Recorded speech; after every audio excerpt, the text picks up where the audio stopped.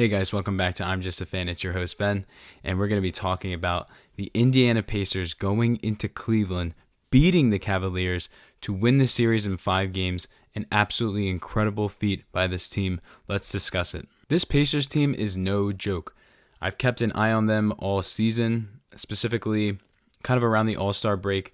They really started to go on a couple of good winning streaks because they didn't start the season off that hot, but they ended up starting to really, kind of get a decent amount of wins throughout the season, and they really just started to get hot. Again, I didn't consider them to be a number one threat as of, like the Boston Celtics or, again, the Cavaliers, but I knew that they were a good team, especially based off their pedigree from last year.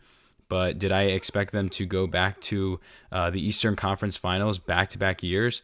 Absolutely not. Absolutely not. So I want to give the Pacers a ton of credit. This team has a ton of grit. They're feisty, and they are constantly scoring. I think the best way to describe them is almost that they are relentless. They are relentless. Just when you think they're out of it, they're going to come back. They are not afraid to play on the road. They just know how to score. They have multiple bodies. They just, like I said, they are relentless. So, again, I wanted to give the Pacers a ton of credit. No one was really even respecting this team going into the playoffs, including myself, and they are shutting every single person up. So, again, a ton of respect to the Indiana Pacers. And like I said, this team has a ton of offensive firepower.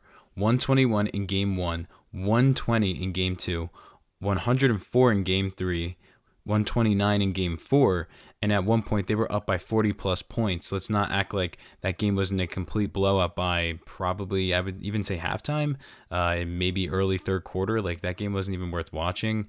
114 in Game 5. And 3 out of these 5 games were on the road as well. Like I said, they are just relentless. They don't care where they're playing. They just will continue to go at you. They will, again, they can get into the rack. They can get to the rack with some of their guards, and then they can space the floor with all the talent that they have when it comes to shooting, especially when it comes from their big man in Myles Turner. I mean, this guy, you give him an open look from 3, yeah, that shot's going to be cash 9 out of 10 times. So it's just crazy to me what this team is doing. Again, it's also without any real superstar. And that's not in a disrespectful way to Tyrese Haliburton at all. I do think he is a very good player. But when we look into the NBA and look at all the guys that are game-changing superstars, I would not have him on that list. He's getting up there. He's really, really getting close. I would say maybe he's top 15.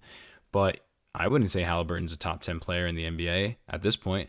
And just, again, the fact that they're doing this with this talent and just how deep of a squad they are, they almost feel like, to me, kind of like the modern NBA team of how a team is supposed to be built. We saw this last year with Boston. Yes, they had a superstar talent with Tatum, and you had the combination with Brown as well. And then you had a ton of depth with, White, Horford, Porzingis, Holiday, Pritchard. Obviously, everyone knows who's on the Celtics. Now, I'm not saying roster-wise that Indiana is at that point, but when you look at the modern NBA, it's not the big 3 era anymore. This is not LeBron, D-Wade, Bosh. This is not Curry, Durant, and Draymond. All the big 3s that we've dealt with over the 2010s, and even prior to that with the Celtics in '08. This team is more of your modern NBA team. You have a guy that's very good, maybe averaging 20 to 25 points, and then you surround him with everything else. Shooters, guys that can play defense, just teams that overall gel and fit together. Those seem to be the teams that are being successful at this point in the modern NBA. So I feel like the Pacers are just the perfect example of that. And again, just looking at the talent on this team, you have Haliburton, Siakam, Nesmith, Turner, Nembhard, Toppin, McConnell, Bryant. Like, you just have guys on this team that can ball. Even if some of them aren't going to be, doing a ton for you that night, you have guys that you can rely on. I mean, looking at this right here, Haliburton, Siakam, Nesmith, Turner, and Nembhard, you have guys, minimum 5 guys that can get you a shot if you need to really get a shot. Even Toppin and McConnell can score a little bit as well, including Bryant. But, Bryant is the center, so it's not necessarily his role. But you have so many guys that just can get you a bucket. How many teams in the NBA can you really say that about? And again, this team is just so fun to watch. I'm kind of mad I didn't watch more of them in the regular season, but I'm glad I'm able to watch them in the postseason and just see what this team does, because they're just, again, they're such a fun watch. They're young. I like the swagger that they have. You know, the little celebration that Haliburton had in game 2 after he hit that game winner. I was like, yeah, I like that. I like that energy out of my players. So I really enjoy watching them. They're a very likable bunch. And again, I'm excited to see them in the ECF. I can't believe they're back, back-to-back years as well. Just absolutely nuts to me. And again, they're not afraid to play on the road, which is even more likable. Again, they did the same thing last year in the second round, going into New York in Game 7 and beating the Knicks. I know the Knicks were beat up, but still, they went into Madison Square Garden, a very difficult place to play in, though the record-wise, the last couple of years has not showed that in the playoffs. But still, that's a crazy atmosphere. And again, to do that in that situation with how young they were, just very impressive. So I'm excited to see how this entire thing plays out. We still have to figure out who they are playing as of this recording, but still, I'm just very excited to see them on a bigger stage. Now we got to talk about the Cleveland Cavaliers. Oh my God, the Cleveland Cavaliers are just going out sad. Going out sad. The definition of going out sad.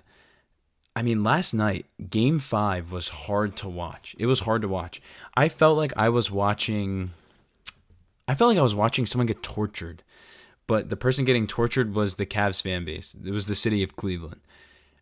The amount of times that crowd wanted to pop last night, and there was a couple moments where they did when the Cavs were fighting back, but it just felt like every single time the Cavs either needed to get a big stop, they'd let up a big three from Indiana, or if they needed a shot to equalize, they just couldn't get the shot. And again, it just was deflating. It was hard to watch, seeing those fans, those tortured fans, go through that. And again, they have another wrinkle of the amount of pain that they've been through just as an entire sports city, not just the Cavs, but the entire city has been through so much with their sports teams. And again, it's just another year of a big what if. You have the number 1 seed just for you to lose in 5 games in a series against the Indiana Pacers where you lost 3. You lost 3 games at home as well. Like, it's just embarrassing. It's just embarrassing, and I really do feel for the city of Cleveland. And again, I also feel bad for Donovan Mitchell. He's really the only guy that consistently showed up in the series. Yes, he did deal with the injury after it was game 4. So he was struggling a little bit with that, and you could see it every single time in game 5 when he went down with contact. He definitely looked like he was in some pain, but he still continued to ball. 33 in game 1, 48 in game 2, 43 in game 3, and 12 in game 4. But again, that's when he got hurt. He was not playing as many minutes as everyone else. He didn't have a great night by any means, but still, I'm not going to kill him because he literally left the game with an injury. And 35 in game 5 on a bum ankle, and he really was the only guy, in my opinion, that was, again, a reliable scorer. And he didn't even have the greatest night last night. I mean, I think he shot 8 for 25 or something, but still, 35 points. He did miss a couple big free throws down the stretch, but still, you can't question how much, just pace this guy plays with, how much grit he plays with, again, on a bum ankle as well. And I just feel bad for him because he's been in these situations before with Utah. You thought this would leave when he left, and we haven't gotten that experience yet. So I'm curious to see how he bounces back next year, and we'll just have to see. But I'm still waiting on that moment where Donovan Mitchell really gets to not even necessarily shine in the playoffs. He's already shined, but it's more, I guess, the rest of his teammates showing up and then showing everyone else how good of a leader this guy is and how much of a reliable scorer he is. Because at times when I watch this guy, specifically in the playoffs, it is borderline Kobe and Dwayne Wade-esque with some of the shots and the layups this guy takes. It's just, I don't know. He's a very fun watch, and I just really feel for the guy. Injuries really hurt this team. They really did, specifically in Game 1 and Game 2 with Garland and then Mobley. But still, man, so many guys just did not show up in this series for the Cavs. In Game 4, 10 points from Evan Mobley on 7 shots. That's unexcusable. Allen with 2 points and 2 rebounds in Game 4. Unexcusable. What else are you going to do, bro? Like, don't get me wrong. Jarrett Allen is not a primary scorer. I understand that. But 2 rebounds? You're supposed to be, like, the dominant defensive center, though. Mobley did win Defensive Player of the Year, but you guys know what I mean. He's a traditional center. He doesn't space the floor. What else are you doing if you're not scoring or rebounding?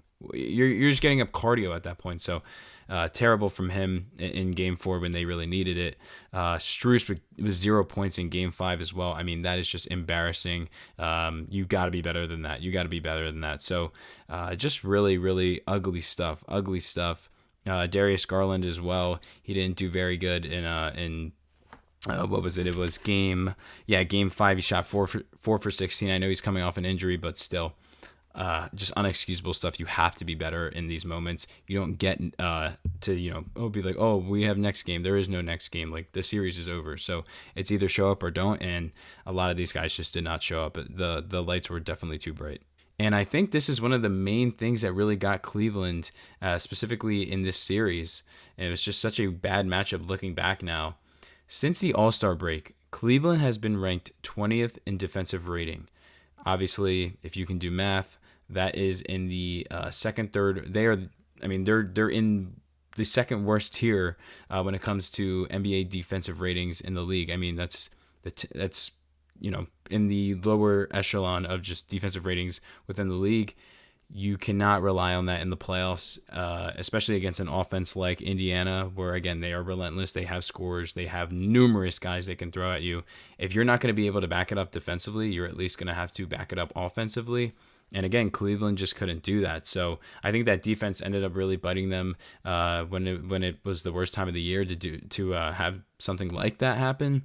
But still, again, even if your defense is that bad, which it was, 20th rating defensive rating from a 1 seed from the All-Star break is just unexcusable. But you still have to score in these big moments, and not being able to score was just a cherry on top for this team. I feel for the fans. Like I said, they've been cursed.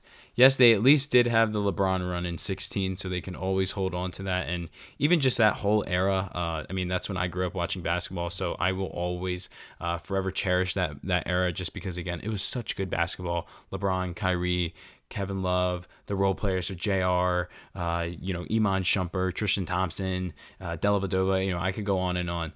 But I do really, really feel for these fans, because they're kind of entering territory similar to me. I'm a Sixers fan, where it doesn't matter what they do in the regular season now. How do you even buy back into the team at this point? Because if they're just going to continue to collapse, it just gets to a point where it's almost fatiguing as a fan. How can I buy in until I see anything different? And you're going to have to wait realistically an entire year just to see if the Cavs even have it next year in the playoffs. So it's just tough. I guess the Cavs run it back. Not really sure how they go about this in the future. Hard to really, come back from a collapse at this level, but the majority of this team is locked up. They still have a overall young core, and they're not a big market, so it's not like people are really going to be, running to go to Cleveland. I think they probably do run it back, or maybe they make a couple small tweaks here and there and just hope for the best. But if things don't go well next year, I don't know. I mean, it's just, I don't want to get too reactionary, but something's going to have to change, because this team has now back-to-back years just completely flopped in the playoffs. So embarrassing stuff from the Cavaliers. Credit to the Pacers. They deserved all of it. They went into Cleveland, punched them in the face multiple times, and they just didn't care, honestly. They just didn't care. They wanted it more. So again, a ton of credit to Indiana. Cleveland, you guys are going to be thinking about this one for a very long time. And that's all I got for you guys on this one. Just wanted to recap this series. It was a good series in my opinion. Even though it only went 5, there was definitely some storylines to it. I'd say by far my favorite moment is Game 2, the Haliburton 3, the nuts hang. I mean, my God, it was peak. That was peak basketball. So I absolutely love that. But I thought it was an okay series. It was better than what I was. It wasn't better than what I was expecting. I was expecting 7, and I was expecting the Cavs to win. But I guess my biggest takeaway is just that Indiana really is that good. So again, it was overall a solid watch. I'm excited for the rest of the NBA playoffs. And if you enjoyed this video, feel free to give it a like. Drop your thoughts down below on this series. What are you guys thinking about this? And if you like this type of content, feel free to subscribe. We're going to be continuing to break down the NBA playoffs, so stick with me if you're interested.